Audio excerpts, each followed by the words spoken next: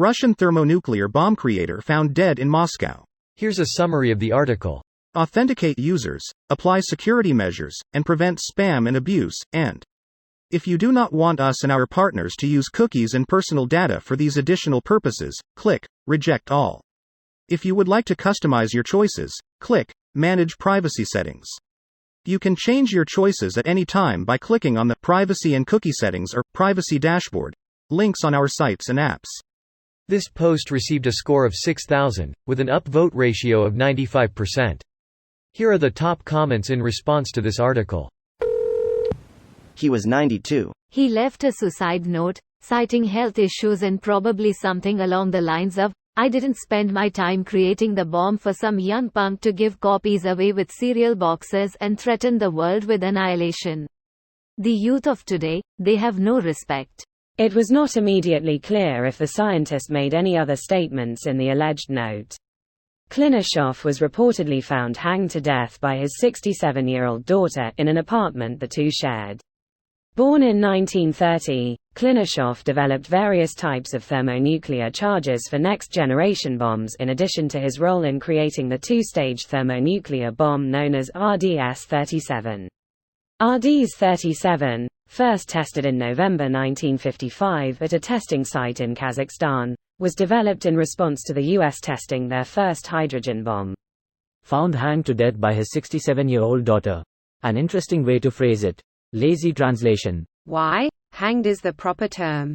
Hung is suspended in air. Hanged is death by a rope attached from above and a support removed. That's not the issue. The headline makes it sound like his daughter hanged him. Yep.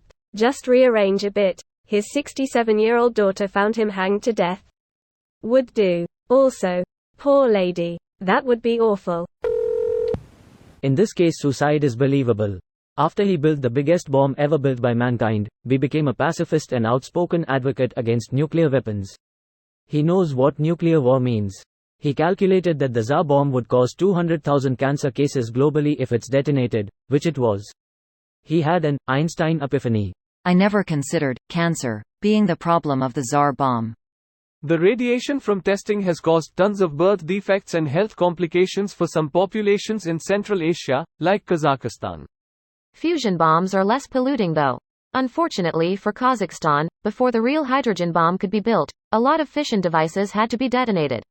I think the idea is that they are less polluting per unit of energy, not absolute. I feel so bad for the daughter to have to walk into something like that. She was 72. I feel bad for the daughter to have to shuffle in to find her 92-years-old father unexpectedly dead. Guys, learn to love yourselves more than anyone ever loved you, and you could be alone and still be not lonely. The scary part is that this explosion was less than half of its full potential. Not really practical. There's a reason no one makes them that large. The US and USSR both realized it wasn't practical strategically. If your motivation is to spy the world on your way out though.